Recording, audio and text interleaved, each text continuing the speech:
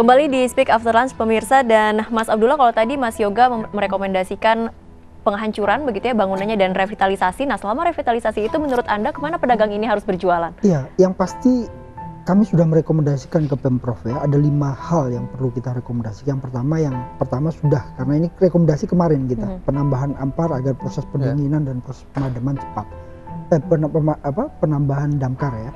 Yang kedua, proses pendataan, itu tadi disampaikan bahwa sudah dilakukan hari ini.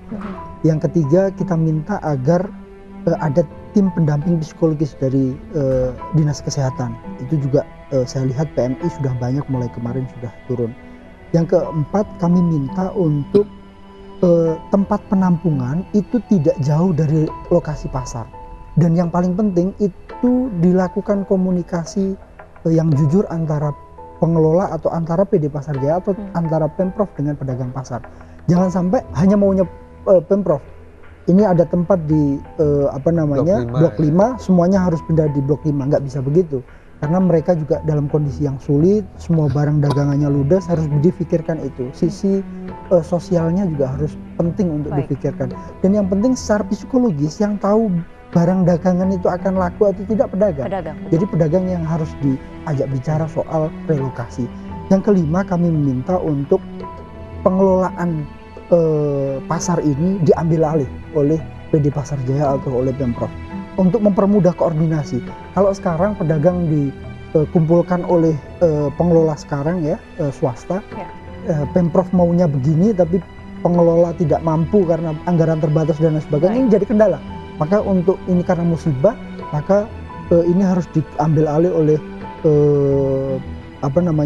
Pemprov DKI. Yang terakhir, kami minta pengelolaan dan pembangunan pasar kembali musibah kebakaran ini menggunakan anggaran revitalisasi pasar dari Kementerian Pusat, agar pedagang tidak membayar sepeser pun jika pasarnya sudah dibangun. Karena memang kerugiannya luar biasa. Luar biasa. Oke, ini musibah tadi dikatakan oleh Mas Abdullah. Pak Bejo, agar musibah ini tidak terjadi lagi, ini bukan yang pertama loh di Jakarta kebakaran pasar. Rekomendasi Anda untuk agar kebakaran-kebakaran ini tidak terjadi lagi seperti apa? Ya, kami akan nanti berkoordinasi dengan pengelola pasar, termasuk Pasar Jaya, pembangunan Jaya yang manajemen dari Blok 1 Blok 2 ya. Untuk mengevaluasi kembali sistem proteksi yang ada. Kalau memang yang perlu diperbaiki ya kita beri kesempatan untuk memperbaiki, termasuk mungkin kita juga bentuk manajemen, persepsi manajemennya, termasuk dengan personil internal kita latih sehingga dia bisa merespon lebih awal ketika terjadi kebakaran.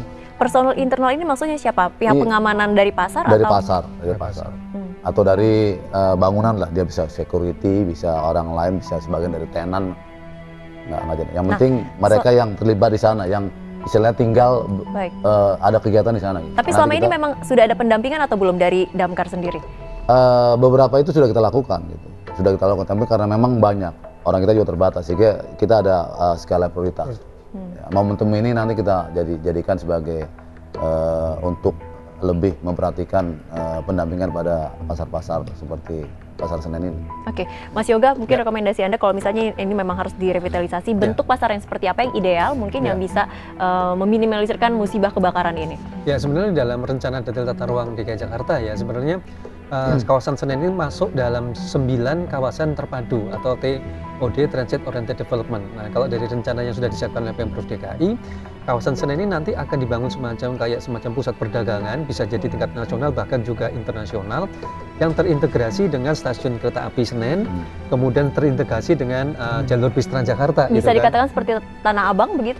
Lebih bagus kalau dari yang direncanakan oleh Pemprov DKI.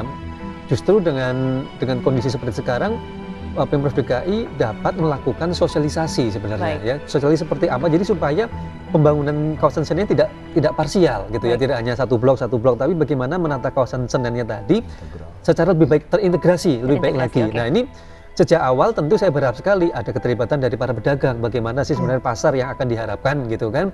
Kalau tadi bicara soal program dari Kementerian Perdagangan, ada namanya revitalisasi pasar rakyat, yang setiap tahun itu diharapkan ada kurang lebih 1.000 pasar rakyat sebenarnya perlu direvitalisasi. Oke, kita tunggu semoga memang ini nanti bisa terintegrasi dengan baik begitu ya Pasar Senen, stasiun, dan juga membuat Pasar Senen semakin cantik, semakin indah, dan juga jauh dari musibah kebakaran. Terima kasih Mas Yoga sudah hadir di sini, Mas Abdullah dan juga Pak Bejo, terima kasih sudah hadir di Speak After Lunch. Pemirsa, demikian perbincangan kita dalam Speak After Lunch pada siang hari ini yang membahas mengenai Pasar Senen yang terbakar. Saya Laura Elvina bersama seluruh kerabat kerja yang bertugas mengucapkan terima kasih atas kebersamaan Anda. Selamat siang, sampai jumpa. Nggak usah berdiri dulu. Ya.